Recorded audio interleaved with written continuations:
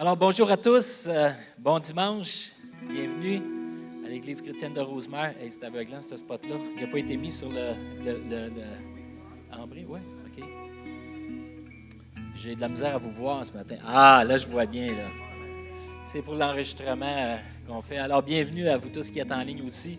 On est content de vous accueillir. Et vous qui nous visitez pour la première fois aussi, bienvenue à l'Église chrétienne de Rosemère. C'est sûr que vous qui êtes en ligne, on vous invite à venir nous joindre ici en présentiel, en personne. C'est bon de vous voir, content de voir Bella et Ronald, ça faisait un petit bout.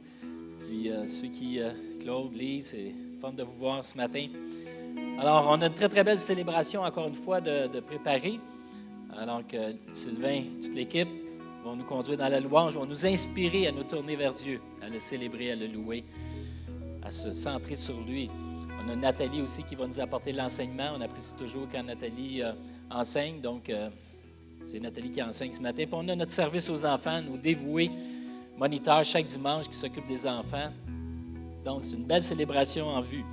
Vous savez, le dimanche, on vient ici après une semaine. Je ne sais pas quelle semaine vous avez passé. Moi, je suis assez fatigué aujourd'hui parce que j'ai travaillé sur une terrasse pendant 5-6 heures. J'étais vidé au gros soleil hier. Alors, je me suis aperçu le lendemain matin qu'avec l'âge, c'est plus dur de récupérer. Je parlais au technicien, lui aussi, ça fait une couple de soirs qu'il se couche tard, puis c'est plus difficile de récupérer. Mais on vient ici parce qu'on veut justement se recentrer sur Jésus. Et comme notre énoncé de mission nous le dit, on veut aussi se laisser transformer par lui. Et ça, c'est important. Et je pense que, oui, chaque jour, on peut rencontrer Dieu, on peut être transformé par lui. Mais il y a quelque chose des célébrations. Lorsqu'on est collectif, la louange collective, ensemble, en présentiel, l'écoute de la parole, l'ambiance, la fraternité, tout ça, c'est des ingrédients qui nous permettent de croître en lui, de se laisser transformer par Jésus. Il y a un texte que j'aime bien dans Colossiens 2 et qui dit ceci, que je l'ai pris dans la parole vivante, que les racines de votre être s'implantent toujours plus profondément en lui. Construisez toute votre vie intérieure sur lui. Attachez-vous de plus en plus fermement à la foi qu'on vous enseignait. Marchez-y de progrès en progrès et que votre bouche déborde de prières de reconnaissance. Quel beau texte, n'est-ce pas, qui nous parle justement de cette croissance, mais de cette profondeur. Et hier, je lisais un article sur un chêne. Vous savez, l'arbre, un chêne, c'est solide, hein, puis ça peut être gros. Et je lisais un article sur un chêne de Pennsylvanie qu'on appelle The Sacred Oak ou The Holy Oak. C'est-à-dire le chêne sacré ou le saint chêne. Il y a plus de 600 ans, ce chêne-là. Et on dit qu'il a une circonférence de 21 pieds. C'est quand même assez grand. Et ses branches s'étendent de 120 pieds à peu près. L'étendue de ses branches est de 120 pieds au total.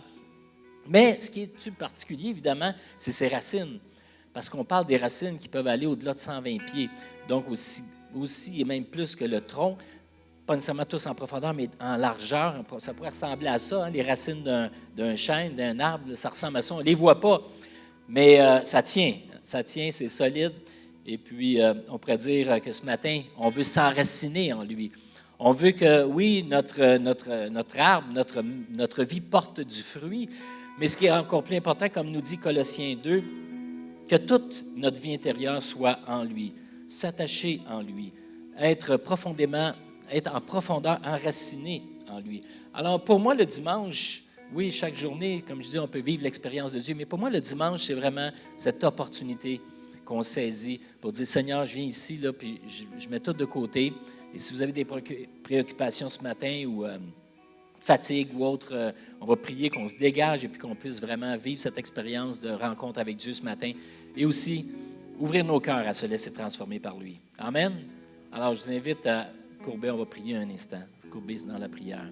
Seigneur, merci pour cette opportunité en ce dimanche 26 juin. On veut venir ici en ce lieu pour te rencontrer et, Seigneur, pour, oui, te célébrer, te louer, te rendre hommage et dans la reconnaissance aussi.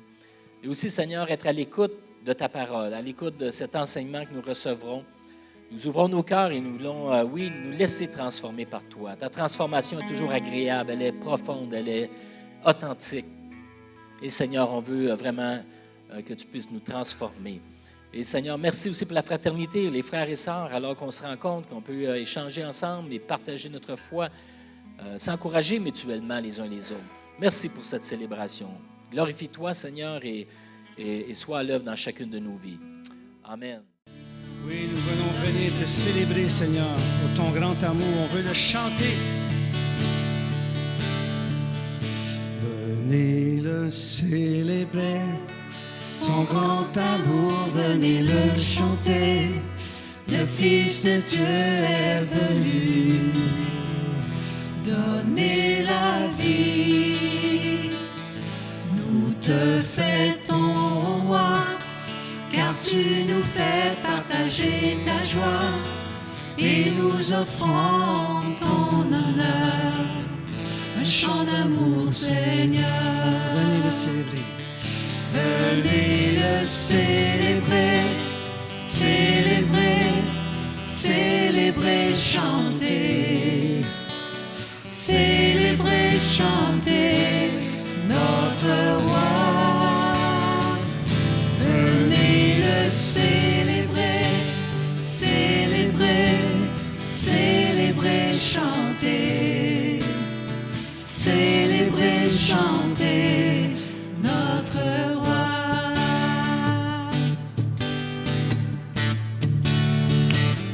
Venez le célébrer, son grand amour, venez le chanter. Le Fils de Dieu est venu donner la vie. Nous te fêtons, ô roi, car tu nous fais partager ta joie et nous offrons ton honneur. Un chant d'amour, Seigneur. Venez le célébrer, célébrer, célébrer, chanter. Célébrer, chanter notre roi. Venez le célébrer, célébrer, célébrer, chanter. Célébrer, chanter notre roi. Venez le célébrer, célébrer, célébrer, chanter. Célébrer, chanter notre roi. Oui, venez le célébrer, célébrer, célébrer, chanter. Célébrer, chanter notre roi. Célébrer, chanter notre roi. Célébrer, chanter notre roi.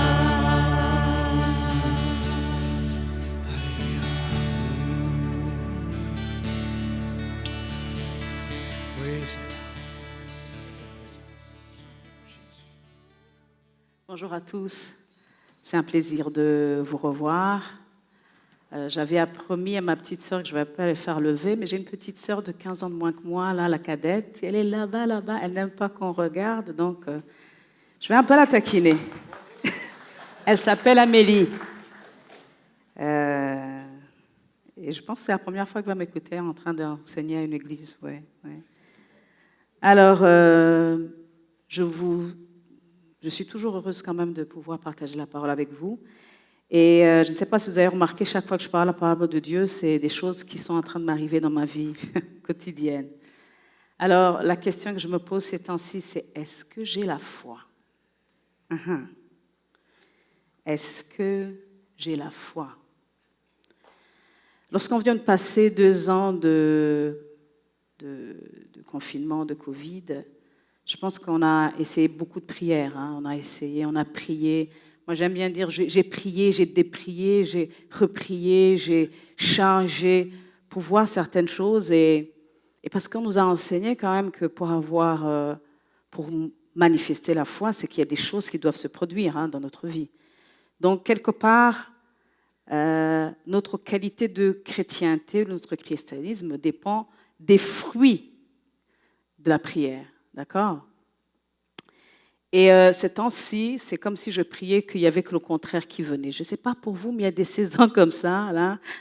Vous priez pour une chose, une vienne de l'autre côté. Et pour les plus anciens de la foi, on a tendance ou ils ont tendance, ou tout le monde a tendance, quand on pense qu'on a des années dans la foi, à rechercher à la loupe des moments où on a vu Dieu agir dans notre vie. Et pour ces moments précis, on dira avec hardiesse qu'on a eu la foi à ce moment-là, n'est-ce pas? On a eu la foi.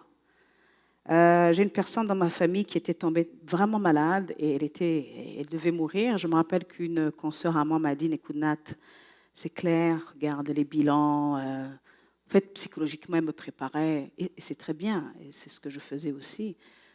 Donner les faits, montrer que, bon, écoute, c'est pas terrible. Et je me rappelle que j'ai dit, oui, d'accord, je vois le résultat, mais je sais qu'elle ne va pas mourir. Et j'avais cette hardiesse, cette foi, cette conviction stupide du point de vue scientifique, parce qu'elle m'a regardée, elle m'a dit, c'est sûr, elle est en train de faire un déni. Et beaucoup de gens font des dénis. Et j'en ai fait dans ma vie. Et je sais que je vais en faire des fois dans ma vie. Mais à ce moment-là, j'avais une foi particulière, comme si on m'avait infusé un truc. Je dis, cette personne ne va pas mourir. Et par la grâce de Dieu, elle n'est pas morte. Et des fois, on se dit, c'est parce que j'ai beaucoup prié. Je vous assure qu'à ce moment-là, vous savez, il y a des moments où vous sentez que vous n'êtes même pas dans la prière. Vous vous dites, je ne sais pas ce que je vais te dire, mais Seigneur, je ne vais pas lâcher. Et cette foi est là. Mais j'ai essayé d'utiliser cette période-là pour un peu la dupliquer dans d'autres domaines. Ça n'a pas marché. J'en ai perdu des membres après, mais en se rappelant, mais pourquoi l'autre fois ça va marcher, là ça ne va pas marcher. Et quand ça ne marche pas, on se dit, on n'a pas eu la foi, hein, donc c'est clair, ou bien Dieu n'était pas avec nous. Mais c'est peut-être pas pour cette raison. Donc on a tendance à penser que quand Dieu répond à nos prières, c'est uniquement parce que nous avons eu la foi, n'est-ce pas? Alors qu'on devrait avoir la révélation de l'amour qu'il nous porte. On ne peut jamais avoir la foi si on n'a pas la révélation de l'amour que Dieu nous porte. C'est impossible de penser, parce qu'avoir la foi, ça veut dire quoi? C'est faire une confiance aveugle. Donc, c'est pour ça que Jésus disait, et donnait toujours un exemple, des parents et des enfants. Chaque fois, un enfant, ça me fait marrer chaque fois que je vois les parents ici avec les enfants, et bien sûr avec les miens. Un enfant fait quelque chose et regarde les parents, sans je continue pas. Hein? Donc, il y a cette connexion naturelle qui est là. Et on sait que l'enfant sait naturellement qu'il doit se reposer sur son parent. Mais pourquoi? Parce que ce n'est pas parce que tous les jours tu lui dis « je t'aime », c'est parce que tu es là. Il sait que tu es là. Mais nous n'avons pas quelque part cette foi tous les jours parce qu'on n'est pas convaincu que Dieu nous aime tout le temps. Et bien sûr, il y a des choses que les enfants demandent qu'on n'est pas capable de donner parce qu'on se dit « tu n'es pas mature, ce n'est pas le moment ». Ou c'est même « pas pour toi ». C'est vrai, je l'ai donné à tel. Et vous savez très bien que les enfants se chicanent souvent. « Maman, pourquoi tu as donné cette chose à tel? Moi, tu ne me l'as pas donnée. » Donc, tu ne m'aimes pas. À moi, on me sort souvent ça. Hein?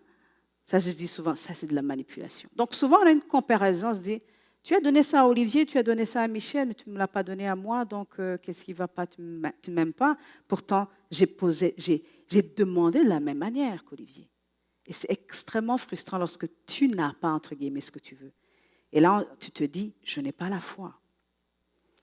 Alors, j'ai récemment lu un texte sur Facebook que j'ai beaucoup aimé. Une personne a écrit, quelqu'un m'a demandé aujourd'hui, qu'as-tu gagné en priant régulièrement? Dieu, ma réponse était très simple, rien. Mais laissez-moi vous dire ce que j'ai perdu. Colère, égo, cupidité, dépression, insécurité, peur de la mort. Parfois, la réponse à nos prières n'est pas de gagner, mais de perdre, ce qui est finalement le gain. Amen. La plupart des fois, on vient en disant, je veux ça absolument. Et je dois vous dire que pour mon cas, en tout cas, ça ressemblait à des petits caprices. Si j'ai pas ça, donc tu ne m'aimes pas. Qu'est-ce qui ne va pas?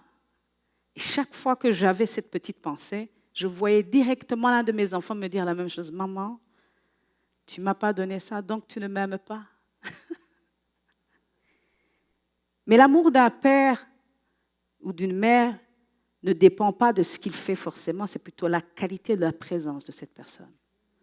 Il y a beaucoup de gens qui ont beaucoup d'argent, qui ont tout fait pour leurs enfants, mais l'un des regrets de ces enfants, c'est que tu n'as jamais été là. Tu m'as tout donné, d'accord, mais je ne te connais pas. J'avais plutôt besoin de ta présence, de ton essence, au lieu des choses. Et souvent, avec Dieu, il est obligé de recadrer ce genre de choses parce qu'on a tendance à refaire les mêmes erreurs la relation qu'on a eue avec les humains en général, en se disant, ben, si tu me donnes, tu m'aimes. Dieu dit, pas forcément. Et pendant ces périodes de disette spirituelle, où Dieu nous amène carrément dans le désert, il y a même un verset qui dit, je l'emmènerai au désert et je parlerai à son cœur. Ce sont des versets que je n'aimais pas beaucoup, pas du tout. Pourquoi? Parce que les déserts sont secs, c'est douloureux, on meurt de soif. En fait, on est limité, on voit notre limite absolue. Mais Dieu dit, je vais t'emmener dans un endroit où tu n'as aucun repère. Et je sais que c'est à partir de ce moment-là où je vais te parler. Essayez un jour de parler à un enfant qui est en train de regarder une vidéo, un smartphone. C'est peine perdue. Maintenant, ce n'est même plus seulement les enfants, c'est même les adultes. Tu n'as qu'à prendre le smartphone, parle-lui, tu parles dans le vent. Parce qu'il faut cette connexion visuelle. Parle-moi, regarde-moi. Et des fois, ce qu'on fait, c'est quoi? Vous éteignez le Wi-Fi et tous les enfants sortent de la chambre. Papa, qu'est-ce qu'il y a? Qu'est-ce qui s'est passé? Donne-moi encore une fois le téléphone, je veux. Je dis, non, tu m'as manqué, je voulais te voir. Donc, ce n'est pas parce que nos prières ne sont pas exaucées comme il faut que Dieu n'est pas avec nous. Peut-être qu'on est en train de perdre des choses. Je vous assure, je suis dans cette saison où je sens que je suis en train de perdre. Je ne comprends pas, c'est inconfortable. J'aurais voulu qu'il descende, qu'il m'explique, mais je sais que je suis en train de perdre beaucoup de mon ego. Beaucoup des idoles qu'on s'est mis dans la tête. Vous savez, les idoles, ce n'est pas seulement quelque chose de physique, mais ce sont des choses sur lesquelles on a braqué nos regards, on s'est dit, si je n'ai pas ça, écoute, je vais mourir. Si je n'ai pas ça, donc je n'aurai pas la paix. Et Dieu, dans son amour comme un père, il dit, écoute Nathalie, pour que tu vives librement, il faut plutôt que je te déplace un moment, même si c'est une bonne chose, pour que tu puisses réellement t'épanouir.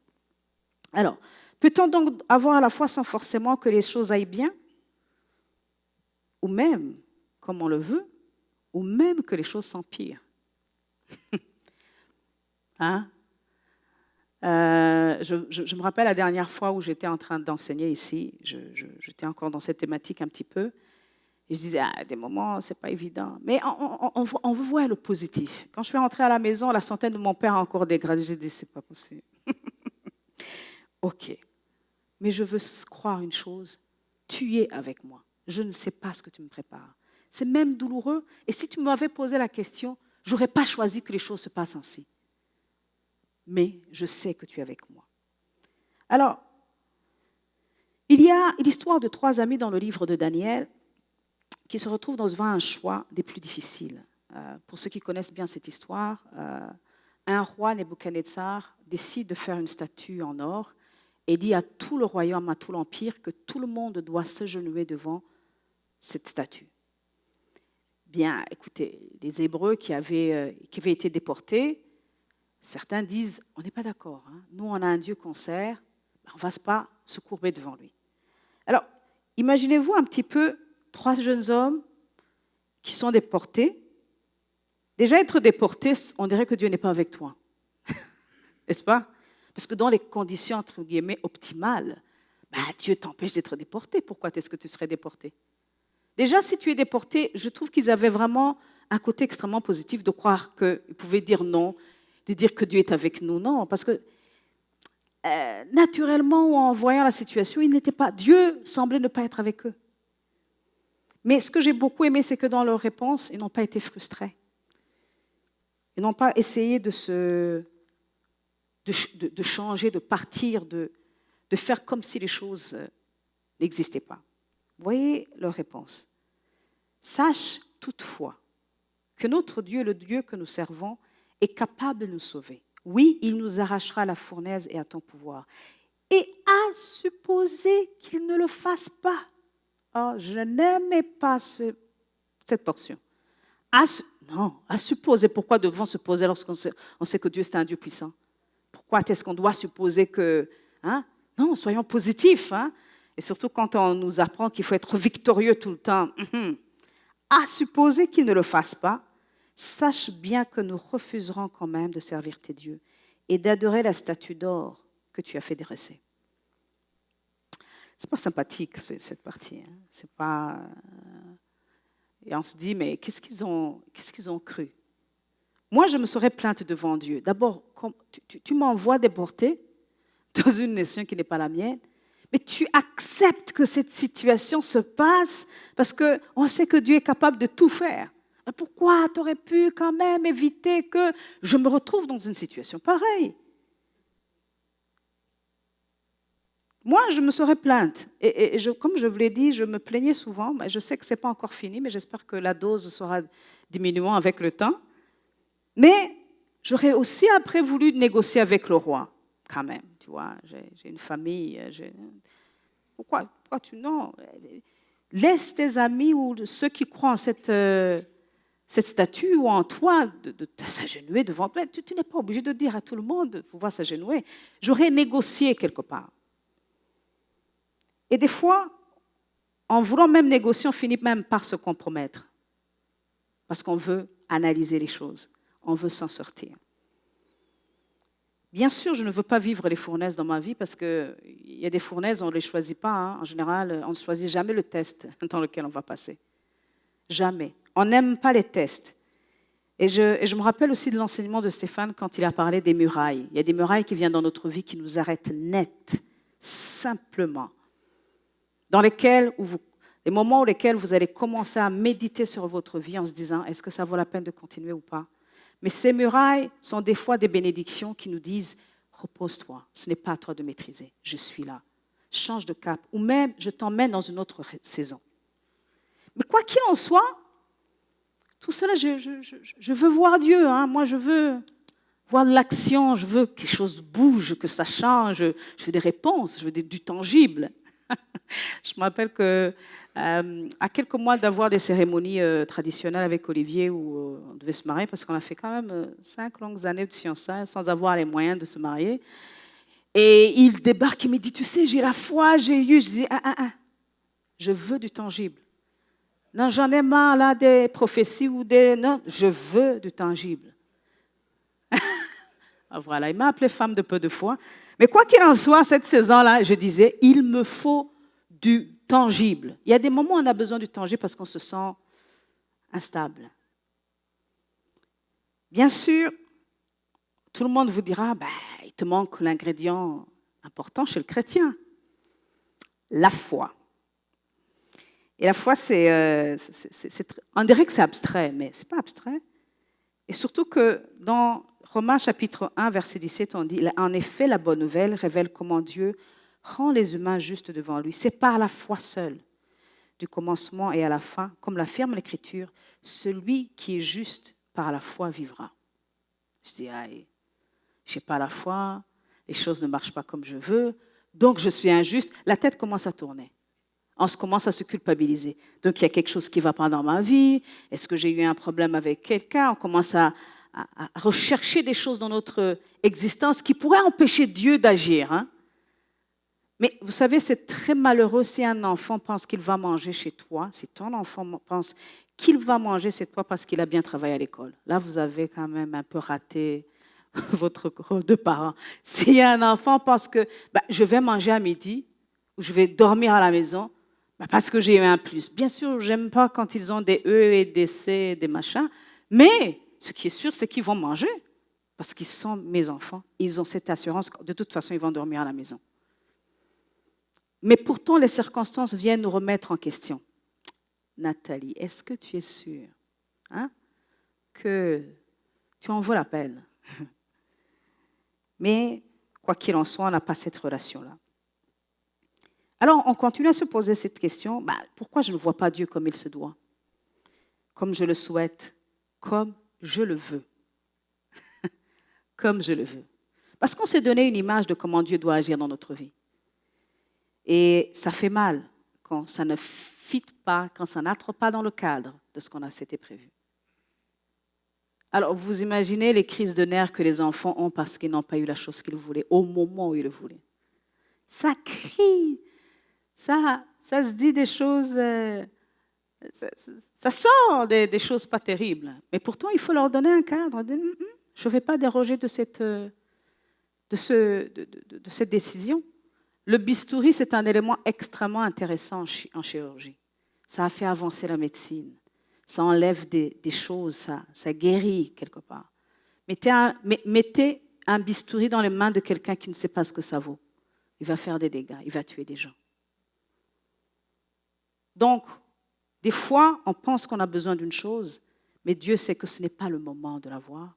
Ou que même tu n'es pas appelé à être chirurgien, tu peux faire autre chose que ça. Mais parce que tu as vu le prestige de quelqu'un d'autre de l'autre côté, on se dit, moi aussi j'aimerais avoir cela. Alors pourquoi? Moi, ma question, c'est pourquoi je ne vois pas Dieu comme je le souhaite?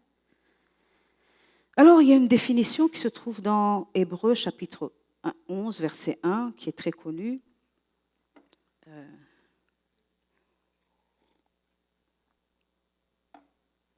On va la lire ensemble.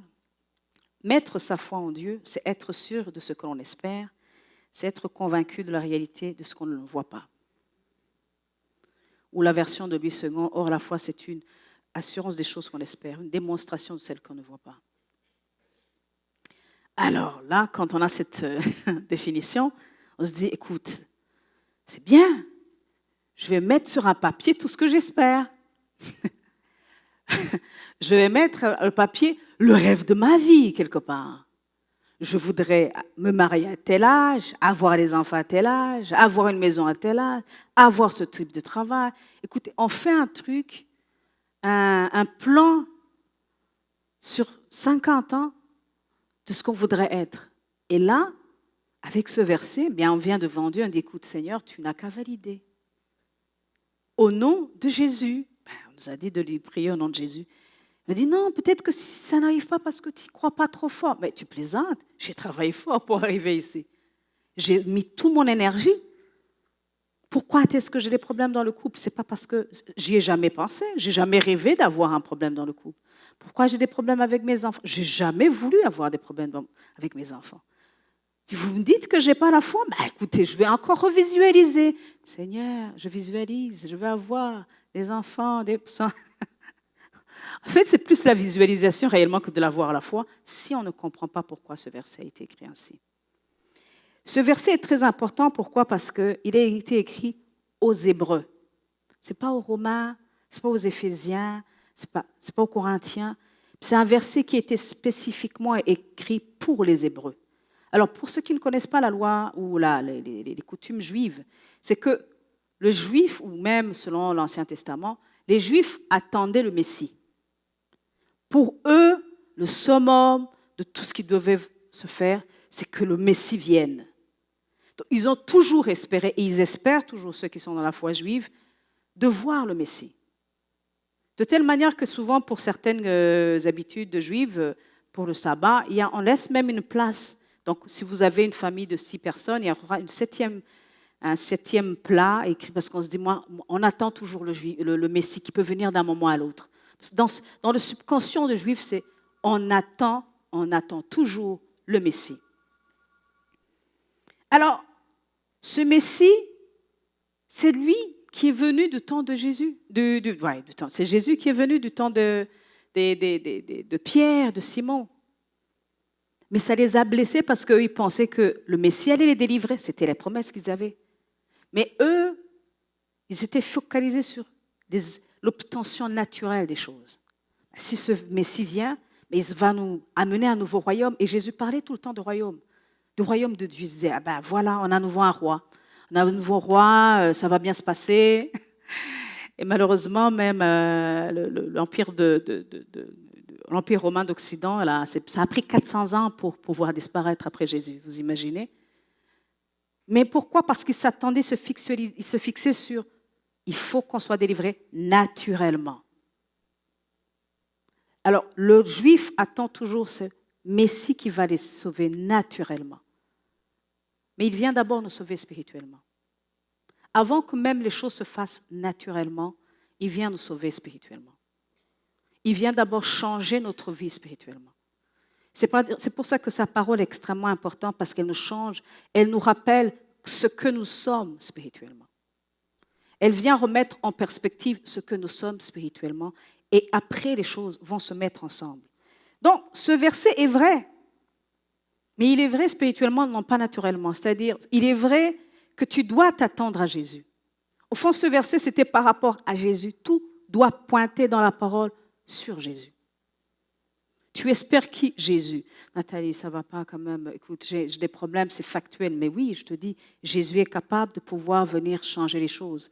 Il peut certes te donner la sagesse de gérer les choses, mais il peut aussi intervenir et changer les circonstances. Comme je vous ai donné cet exemple, vraiment où cette personne de ma famille était malade, c'est Jésus que j'ai vu. J'ai cru, j'ai dit, Seigneur, je n'ai pas d'autres options. Mais je crois, avant que tu viennes m'exaucer, je crois que tu aimes cette personne plus que moi. Donc, si dans ton intérêt, tu ne veux pas qu'elle parte, elle ne partira pas. Et j'ai eu cette conviction qu'elle n'allait pas partir. Non pas pour moi, mais pour l'œuvre de Dieu. Parce que souvent, on prie et on demande des choses par rapport à nous. Seigneur, aide mon mari qui puisse plus me déranger. Au fond, c'est pour qu'il puisse me déranger, ne plus me déranger. Change mes enfants, ils ont besoin de te connaître, mais implicitement, c'est « Ah mon Dieu, les notes qu'ils amènent à l'école, ça ne va pas. Et si tu mettais un peu de ton sel, de ça, ils n'allaient plus me déranger ou avoir de bons points ou être calmes. » Nous avons souvent des prières qui sont tournées psychologiquement vers nous que vers Dieu. Alors, comme je l'ai dit, il y a eu une grosse frustration de la part des disciples qui étaient avec Jésus. Vous imaginez, Pierre a vu les choses que Jésus a faites. Il a vu comment Jésus a ressuscité les morts. Mais Jésus continuait à dire, écoutez, je vais partir. Ça, c'est... mais spirituellement, il y a une chose qui va se passer. Je vais partir, je vais mourir. Non, il disait, non, quand même. Le nouveau roi, comment est-ce qu'il peut mourir? Il amène un nouveau changement. Et c'était vrai. Leur déception était tellement grande que après la mort de Jésus, la plupart sont repartis à faire leurs activités classiques. Pierre est parti faire quoi? Pécher. Il dit, c'est clair, on s'est cassé la gueule, j'ai investi 3 ans et demi avec ce gars, j'ai peut-être perdu certains membres de ma famille, comment est-ce que je vais justifier à ma femme que ça fait 3 ans que j'ai suivi du vent? Pourquoi? Parce qu'il s'attendait tout le temps à quelque chose de naturel. Il y a dans notre vie ce que l'on voit naturellement. D'accord? On voit une circonstance. Et on veut voir aussi, par la foi, les choses changer. Donc, il y a ce qu'on voit, il y a ce qu'on voudrait voir. N'est-ce pas? Il y a ce qu'on voit, il y a ce qu'on voudrait voir. Et on nous a dit que de passer dans ce qu'on voit et à ce qu'on voudrait voir, il faut la foi. Mais ce n'est pas souvent ça. Et je sais qu'il y a des gens parmi vous qui se sont dit, heureusement, pour certaines prières, tu ne m'as pas exaucé. Vraiment. Il y a des exaucements, des prières qu'on a faites, on s'est dit, Seigneur, tu as été sage de ne pas m'écouter, parce que si tu m'avais écouté, je ne sais pas comment je vais gérer actuellement ces histoires. Mais ce qu'on oublie, c'est qu'il y a ce que Dieu veut voir dans cette situation. Il y a une différence entre ce que je veux et ce que Dieu veut. Et la meilleure manière de le savoir, c'est réellement d'entrer dans la parole de Dieu et de méditer, de savoir ce qui se passe. Mais c'est vrai qu'on ne sait pas toujours ce que Dieu veut. N'est-ce pas? On ne sait pas toujours ce que Dieu veut. Et dans ce moment-là, surtout moi qui aime bien maîtriser les choses, ça me cherche, ça me fait mal. Mais voilà, excusez-moi, je ne sais pas si ça... Oh non, c'est vrai. Dans le verset de Hébreux chapitre 11, le premier c'était « Mettre sa foi en Dieu, c'est être sûr de ce qu'on espère, c'est être convaincu de la réalité qu'on ne voit pas. » Mais au verset 6, vous allez lire le verset 6, il est écrit « Or, personne ne peut plaire à Dieu sans la foi. En effet, celui qui s'approche de Dieu doit croire que Dieu existe. » Non pas qu'il exauce, mais qu'il existe. Amen. Et qu'il récompense, et que c'est Dieu qui récompense ceux qui le cherchent.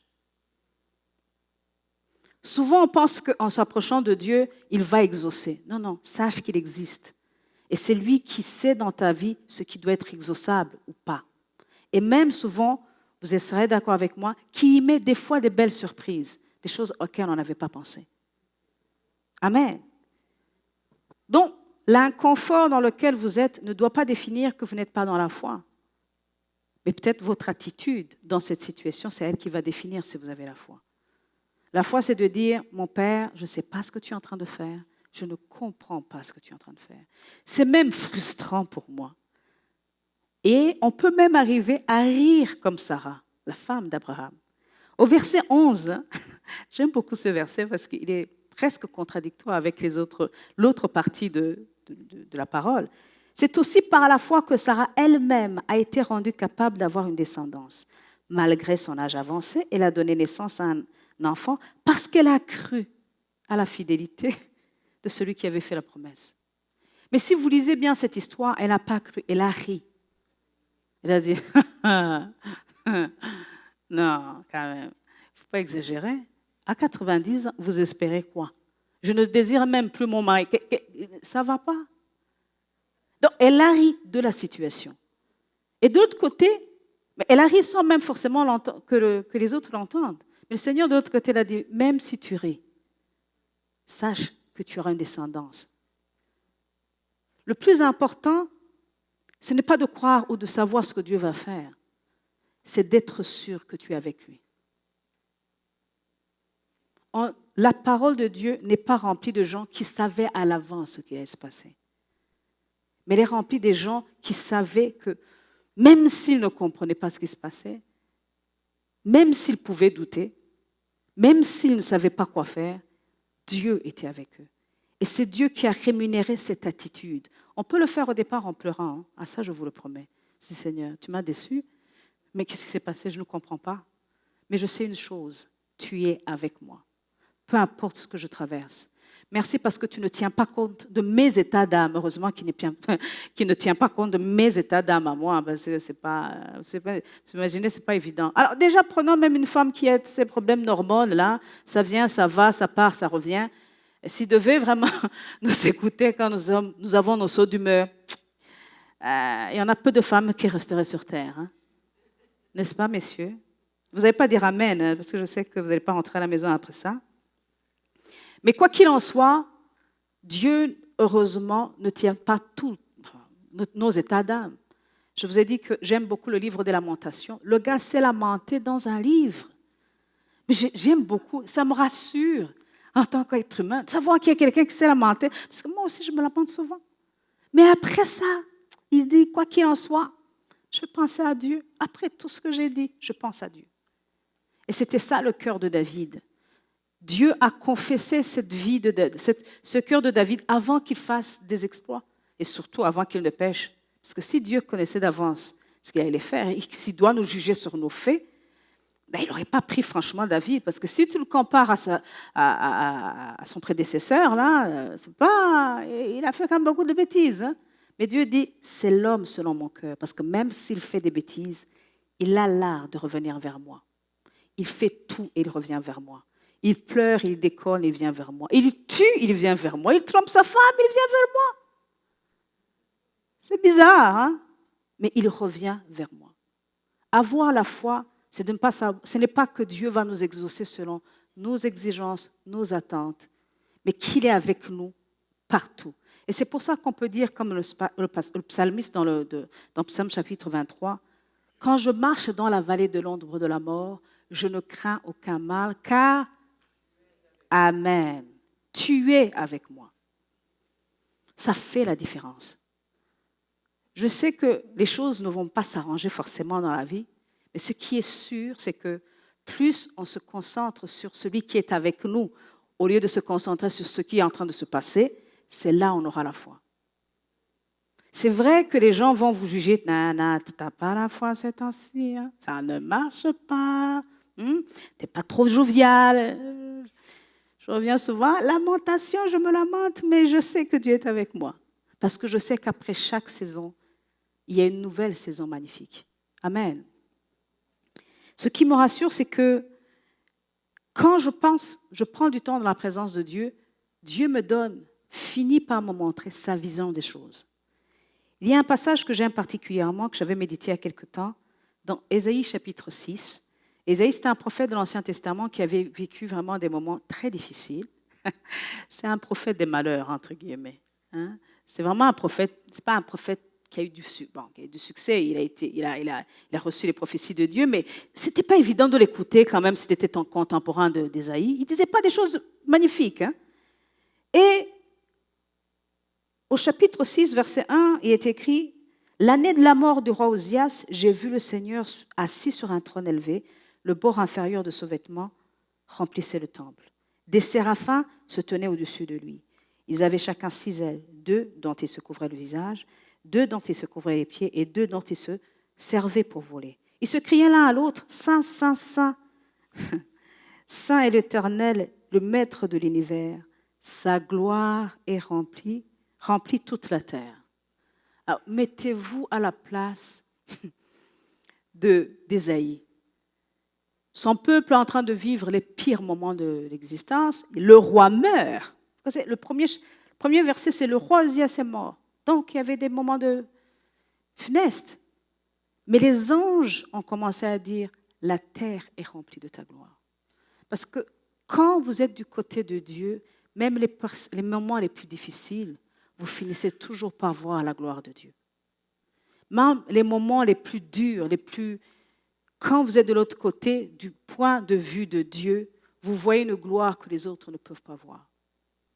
On pourrait se dire, les 2 années de Covid, quand même, ça nous a bien assémés. Et c'est vrai, ça nous a fait souffrir absolument. Mais je suis convaincue, et j'ai déjà vu des cas, des gens qui se sont convertis, qui ont commencé à se poser des questions sur leur vie et sur la vie éternelle pendant cette période de Covid. Est-ce que ce n'est pas glorieux, ça? Parce qu'on veut voir les choses avancer comme on veut. C'est vrai, ce n'est pas une mauvaise chose, mais c'est souvent confortable. Mais il y a toujours une portion de gloire dans ce que nous pensons que c'est mauvais. Amen. Alors, comment, bien sûr, avoir cette confiance, cette assurance que Dieu est avec nous? Comme je l'ai dit, c'est vraiment au travers de sa parole. Comprendre d'abord l'amour de Dieu pour nous. Comme je l'ai dit au départ, on ne peut pas dissocier l'amour de Dieu et la foi. Vous ne pouvez pas faire confiance à une personne que vous ne savez pas qui vous aime. Par exemple, je me repose facilement sur Olivier. Il y a des choses, je n'y pense même pas. Et des fois, on dit, tiens, vous êtes vraiment comme des amis. Je dis, je ne sais pas. Tu ne te poses même pas la question parce que tu te retrouves dans cette situation. Lorsque tu sais que cette personne t'aime, tu te reposes sur lui automatiquement, naturellement. Et nous avons besoin de plus de la révélation de l'amour de Dieu qu'il nous porte. Si on veut vraiment avoir la foi, demandons d'avoir la révélation de cette quantité d'amour que Dieu a pour nous. Pourquoi? Parce que dans Hébreux chapitre 12, il est écrit « Regardons toujours Jésus. Au fond, combien il nous aime. C'est lui qui fait naître la foi et qui la rend parfaite. C'est lui qui fait naître la foi. Ce n'est pas notre prière, ce n'est pas nos jeûnes, ce n'est pas nos dons, ce n'est pas le temps qu'on passe à l'église. Ce n'est pas tout ça. C'est Jésus qui initie la foi et qui la rend parfaite. Parce qu'il y a des fois, on veut se checker, comme un compte en banque. Là. On se dit, j'ai combien de foi? Est-ce qu'avec cette foi, je peux avancer ou pas? Des fois, inconsciemment, on peut jouer avec cette idée en se disant, est-ce que j'ai suffisamment de foi pour traverser cette circonstance? En général, quand on pense qu'on a fait suffisamment de foi, il y a un beau verset qui revient, toi qui penses être debout, garde-toi de tomber. Parce que souvent, on tombe après, parce qu'on a pensé qu'on avait la foi. Or, la foi, ce n'est pas une confiance en nous-mêmes par rapport à la parole, mais c'est plutôt la confiance qu'on a de l'amour de Dieu pour notre vie. Nous n'avons donc aucun pouvoir de produire la foi par nous-mêmes, seulement quand nous avons nos regards sur Jésus. Je vais aussi appeler un petit peu, je vais bientôt finir, appeler le groupe de louanges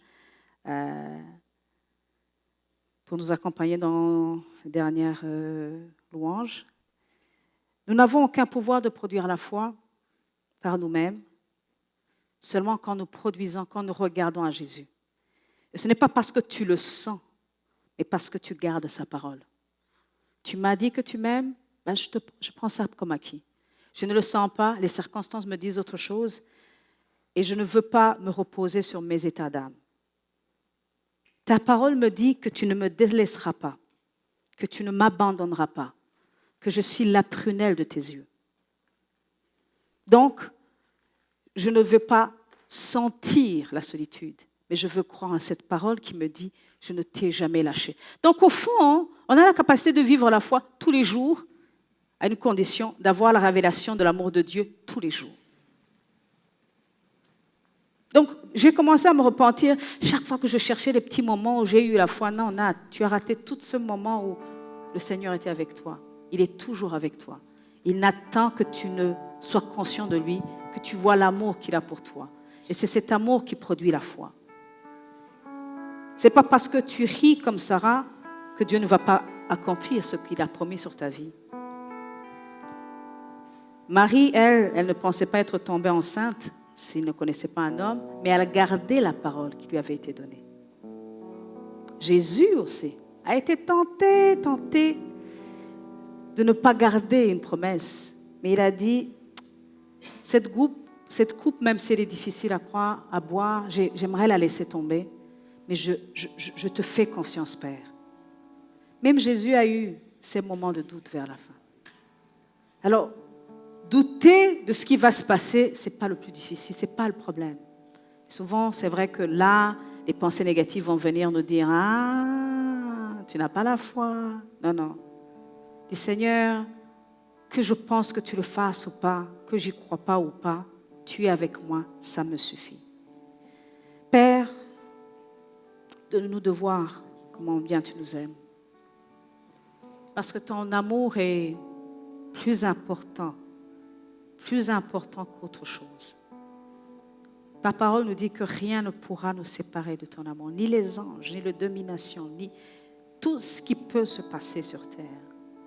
Et surtout, tu nous as donné ton Esprit Saint pour qu'il puisse nous accompagner tous les jours de notre vie. Donc, ton amour est spécifique.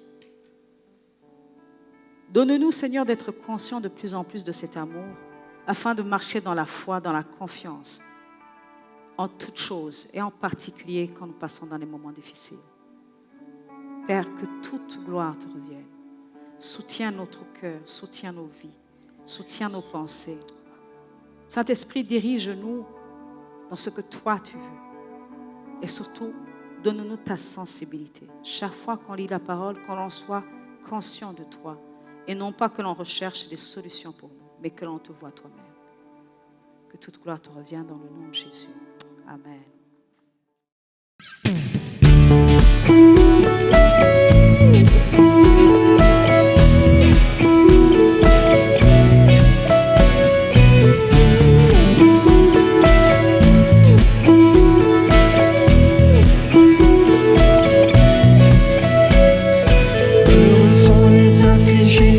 Tu viens leur donner ta joie. Heureux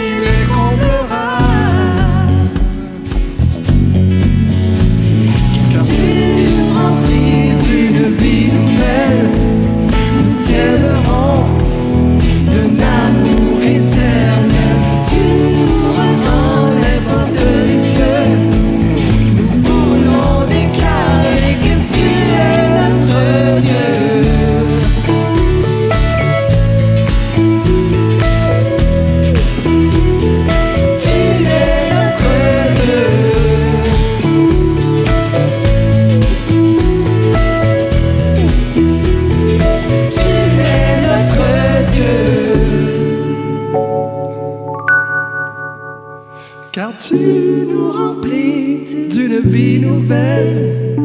Nous t'aimerons d'un amour éternel. Tu